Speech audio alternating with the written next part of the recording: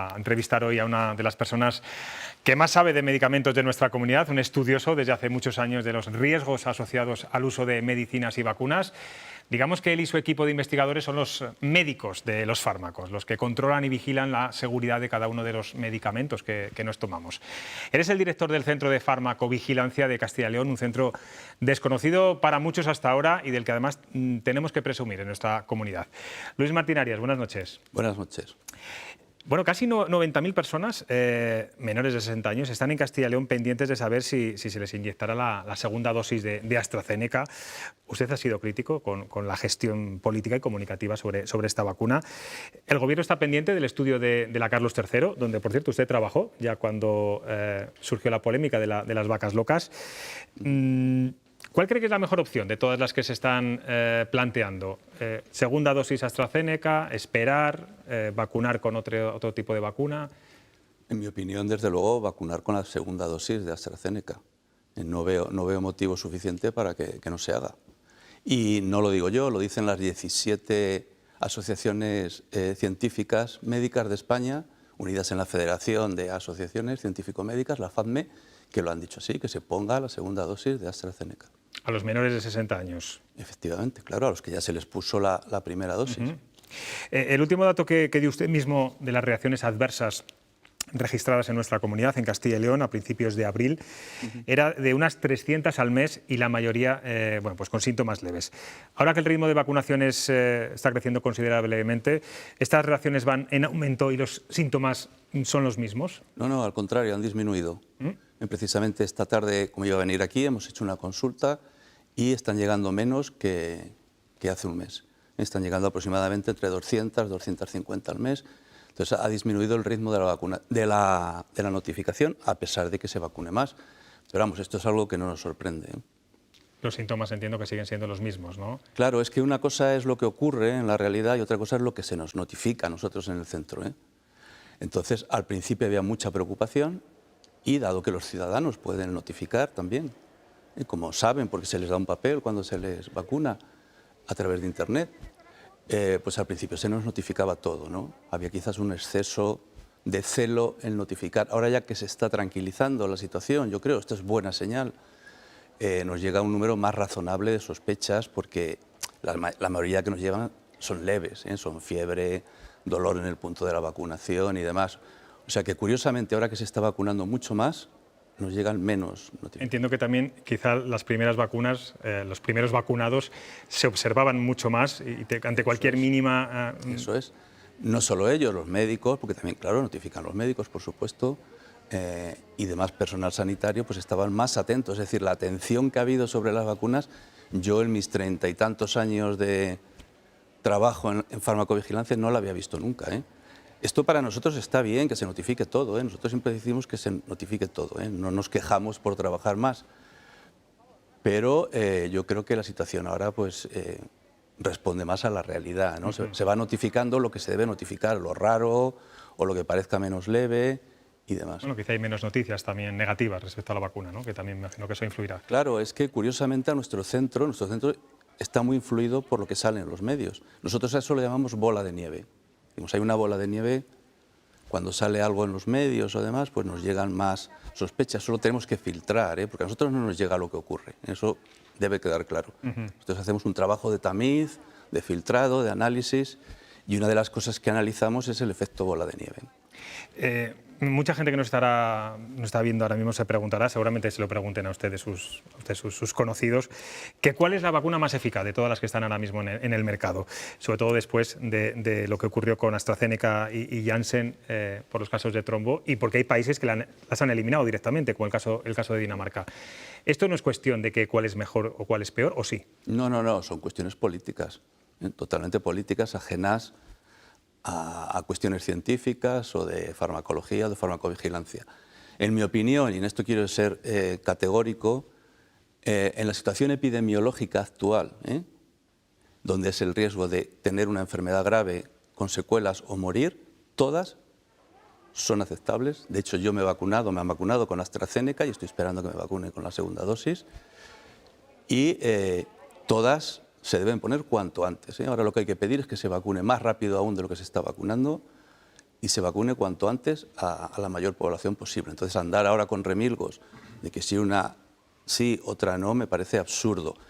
En otra situación epidemiológica, bueno, pues ahí nos podríamos poner ya a comparar, porque ya tenemos datos unas con otras, ¿no? Pero en esta situación epidemiológica, sin duda alguna, vacunarse con cualquiera y cuanto antes. Es curioso, hoy conocíamos un estudio científico que asegura que las vacunas inmunizan más que haber pasado la enfermedad.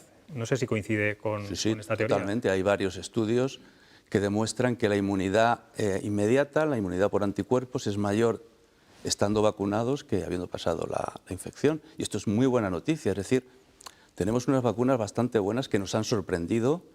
De hecho, yo creo que la de Pfizer se puede calificar como un milagro de la ciencia. Hubo un grupo de científicos que dijo que era comparable a la llegada del hombre a la Luna. Es que es así, es que es así, es que no somos conscientes del milagro que ha sido tener una vacuna tan pronto, con un ensayo clínico con 43.000 participantes. Yo cuando oía en los medios que esto está poco estudiado, no. En la experiencia que yo tengo con medicamentos y con vacunas, nunca había estado tan estudiado como el ensayo de Pfizer con 43.000 pacientes. Y el estudio observacional que se ha hecho, que ha sido un experimento increíble en Israel, que se ha seguido a todo un país entero, científicamente, con un diseño muy bien hecho, y hay 6 millones de personas que han sido estudiadas mientras se vacunaban en Israel. Esto nunca había ocurrido y tampoco habíamos tenido una vacuna que además abre una nueva puerta tecnológica, la tecnología del RNA mensajero, que ya está facilitando nuevos medicamentos para el cáncer, para la resistencia a los antibióticos. Se inaugura una nueva era tecnológica y ha sido posible a estas vacunas. Entonces, yo creo que las vacunas son sorprendentemente eficaces y tienen pocos riesgos, muy pocos, comparables a cualquier otra vacuna, como la de la gripe o cualquier otra. Es verdad que, bueno, lo hablábamos antes, estamos contando la vacunación minuto a minuto en directo, los síntomas también, lo cual, bueno, pues puede parecer que las reacciones adversas, bueno, son muy frecuentes con estas vacunas, pero entiendo que son las mismas, ni más ni menos que con otros medicamentos o con otras vacunas. Sí, lo que estamos observando, aquí hay una cosa que hay que comparar, lo que ha ocurrido en el ensayo clínico, que es una situación donde estamos mirándolo todo, y lo que ocurre luego cuando se vacuna, pues en Castilla y León ya más de 1 millón de personas, y en España ya más de 6 millones de personas. Entonces, lo que estamos viendo, y eso es muy importante, es que lo que había ocurrido en el ensayo clínico es más o menos lo que está ocurriendo en proporción de reacciones leves de un tipo, de otro. La única sorpresa que nos hemos llevado, que eso no estaba previsto, ha sido la trombosis trombocitopénica, cuidado, no trombos, esto se ha explicado mal. No son trombos con disminución de plaquetas, que eso sí que no se había identificado en los ensayos clínicos y que se ha identificado con AstraZeneca y Janssen, pero con una incidencia de 1 entre 150.000 vacunados.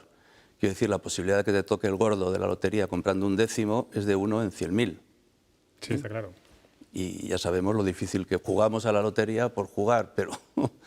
Entonces, quiero decir que es un riesgo muy bajo y este es el único nuevo así que se ha identificado hasta ahora, y sigue siendo muy inferior al riesgo de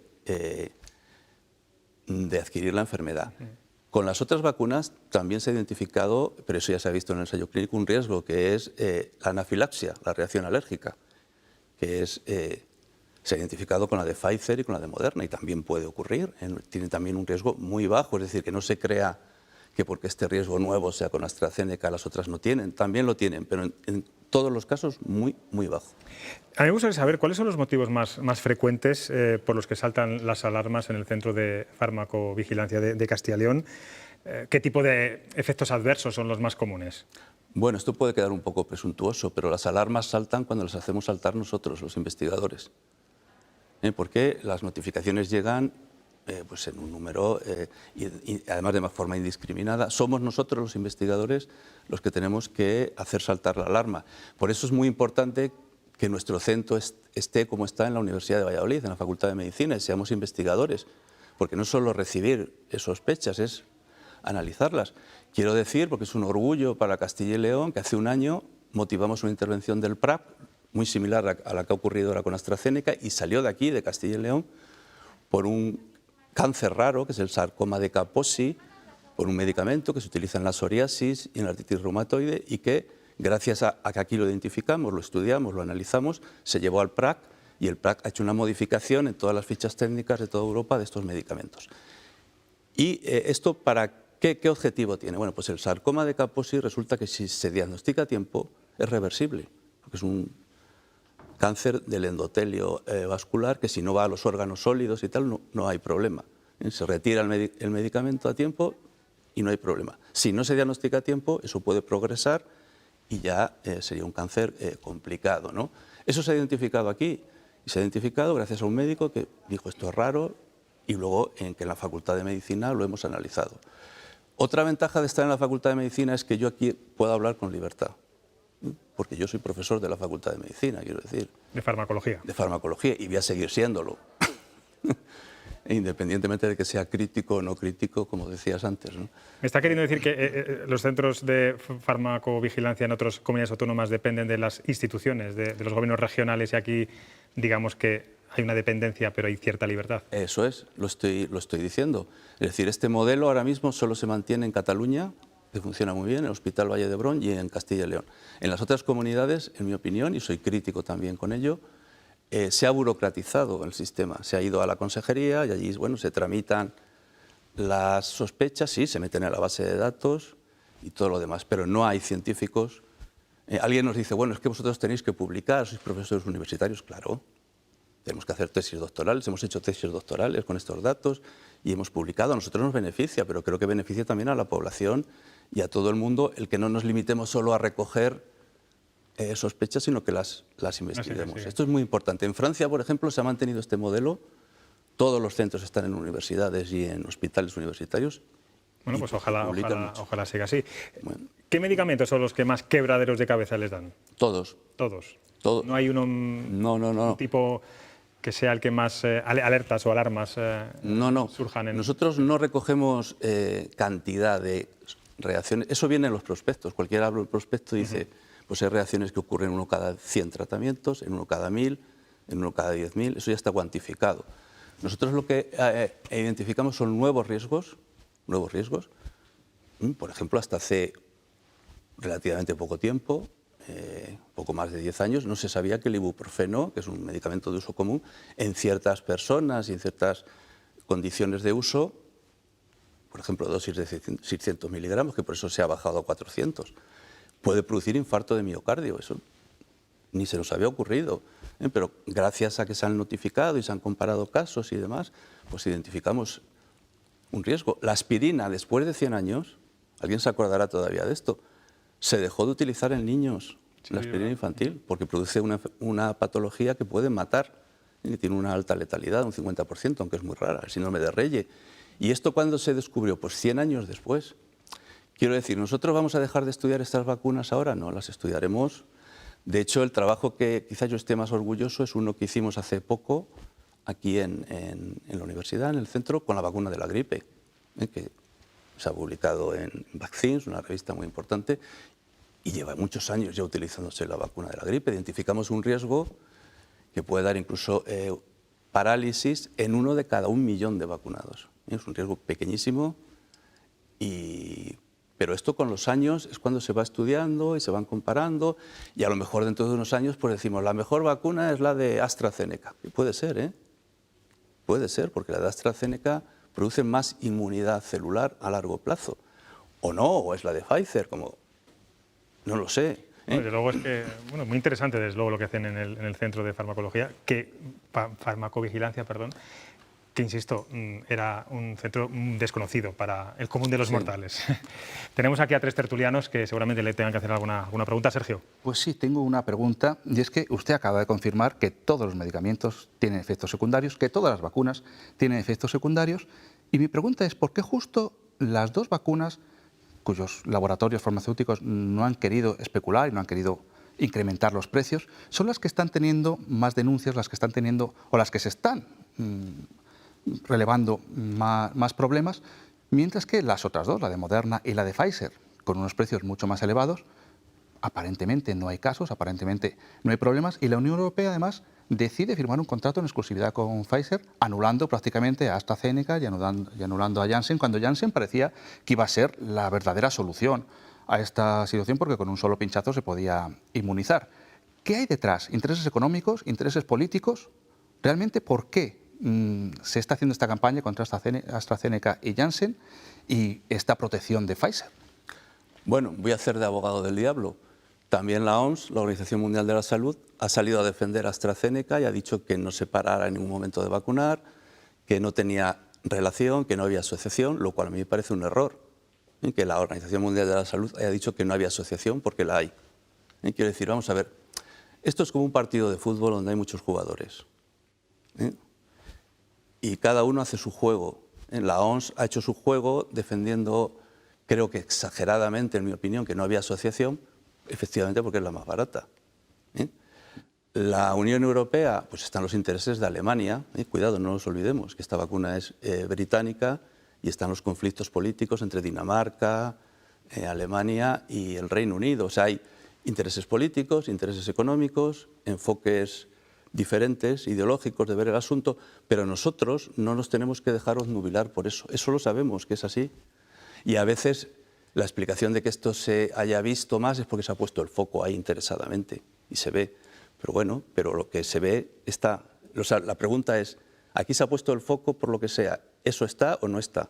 Y por tanto yo desde el principio fui partidario de que se estudiara que había asociación independientemente de lo que dijera la OMS. Pero todo eso es verdad, pero eso ocurre siempre. Susana. Dos preguntas muy cortitas. Una, con lo que acaba de decir respecto a AstraZeneca, antes ha comentado que recomienda la segunda dosis a quien ya se haya puesto menor de 60 años la primera. ¿Recomienda que se siga vacunando a menores de 60 años nuevos con AstraZeneca? Sí, ya lo he dicho yo. Pero independientemente de que se hayan puesto ya la primera dosis, ¿usted seguiría vacunando a Sí, con menores sí, de 60 eso aumenta años? el ritmo de la vacunación. Todas las vacunas, en general, a todos los grupos de población, porque no creo que haya motivos, salvo que a lo mejor no hay un ensayo clínico más con ese grupo de población más representativo y demás. Tenemos el ejemplo del Reino Unido, que han sido millones de personas vacunadas con AstraZeneca. Ahí están los estudios, han hecho unos estudios muy serios, los podemos ver, los podemos estudiar.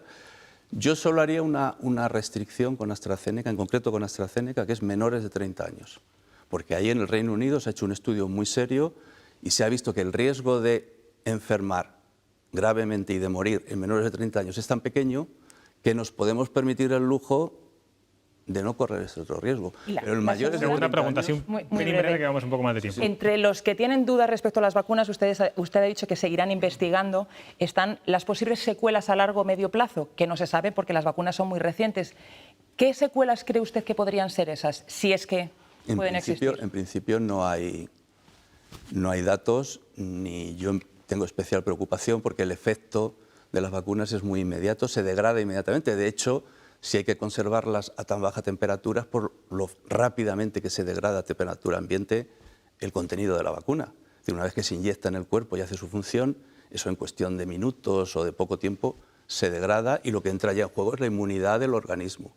Entonces, secuelas por el propio producto de la vacuna, en principio, no son esperables. Santiago. Se ha abierto el debate muy recientemente, hoy mismo casi, sobre la liberación de las vacunas, de las patentes, perdón. Parece ser que todo, en principio, las grandes potencias mundiales están a favor, menos la industria farmacéutica. No sé si desde la ciencia se es partidario de esta liberación de las patentes para que países en desarrollo o países del tercer mundo pudieran fabricar las vacunas y inmunizar a la población mundial antes, o no servirían, como dicen otros. Bueno, yo, en primer lugar, diría que lo de las potencias, cuidado, porque ahora la potencia es China, y China, que es un país comunista, sus vacunas las fabrican empresas privadas. Y un problema de los medicamentos y de las vacunas es que la enorme inversión que ha hecho Pfizer, es que es increíble la inversión que ha hecho, millones de dólares. Si eso no se rentabiliza, pues nadie lo hará. Nadie lo hará. ¿Por qué no se investigan antibióticos contra las resistencias bacterianas? Pues porque no es rentable. Porque no es rentable. ¿Quién lo hace? Nadie. La alternativa es que no lo haga nadie. Me parece un disparate, esto de las patentes. Yo, desde luego, estoy en contra. Pues Luis Martín Arias, se nos termina el tiempo. Gracias por estar aquí en cuestión de prioridades. Hoy nuestra prioridad era precisamente dar visibilidad a ese centro de farmacovigilancia tan importante que, bueno, hacen un trabajo esencial. Incluso que los usuarios, los ciudadanos pueden ir directamente, lo decía antes, ¿no? Que no hace falta ir a través del médico ni del hospital. Un propio usuario puede notificarlo a través de ustedes. Muchas gracias, de verdad, por estar aquí. Gracias a vosotros.